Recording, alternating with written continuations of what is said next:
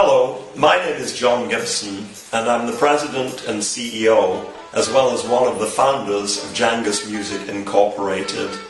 I'm also a founder member of Jangus Band, and along with another founder member, songwriting friend and colleague of mine, Michael Ashcroft, we have created and performed a song called I Feel the Chemistry. I thought you might want to know a little bit more about Jangus Band. Jangus Band is mainly a British band. 3 out of 4 of the members are from Britain, and essentially we focus on original music. It's an eclectic mix of original music, and we try to make sure that the music is interesting. It's a sort of music that you can always listen to again and again and never get tired of. We like to deliver definite messages in our songs. One of the first things I'd like to say before getting into the meat of the subject is, as with any area of endeavour, if you have a genuine deep passion for it, you're going to do better. That passion leads to great enthusiasm and boundless energy to write and create songs and music. I'd like to talk for a moment about the structure of a song, but let me first of all just quickly mention that there are a few commonly used component parts in any song. Now, not every component that I mention right now is going to be used in every song, but sometimes every component is used. One of the starting points is a hook to get your attention. The second is an introduction. Then there will be several verses.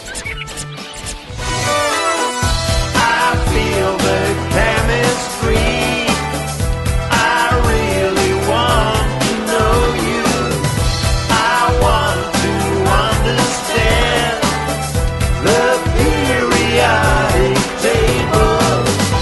The real identity.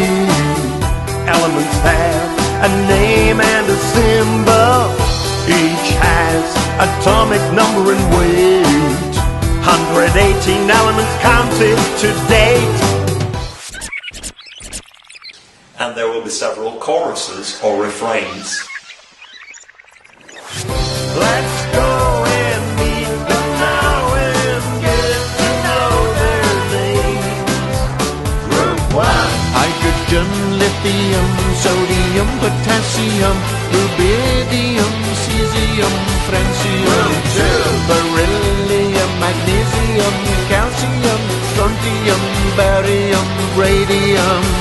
Group 3. Scandium, yttrium, the lanthanides, the actinides. Group 4. Titanium, zirconium, hafnium, rutherfordium. 5. Vanadium, niobium, tantalum, dubnium. In the middle of the song, typically, there'll be a lead break. That can be a structured instrumental part, or indeed it could even be improvised. Now I'd like to talk with you a little bit about what I would call capturing the song. You should start with a brilliant signal. This is a point especially where you begin to use technology, but it is not a replacement for creative brilliance or creative genius. So please try and develop your creative genius for songwriting, and then use the technology as a set of tools for really making it superb. Once you've done your magic in the computer, then you have to come out of the computer with the signal using now digital to analog conversion, and then you have to connect with your speakers or your headphones so that you can listen carefully to what you've produced. And most people who write and record songs go through what they call an iterative process, where you just keep repeating this until the whole product gets better and better.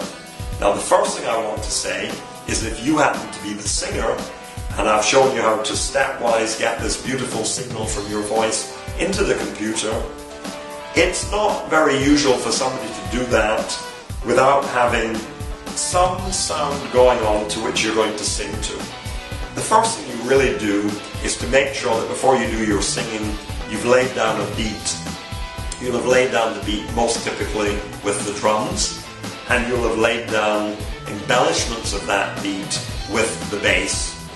Now, once you have done that basic singing onto the basic music, which may be no more in terms of basic music than a beat and a chord progression, the next step is you have to start laying down more and more tracks.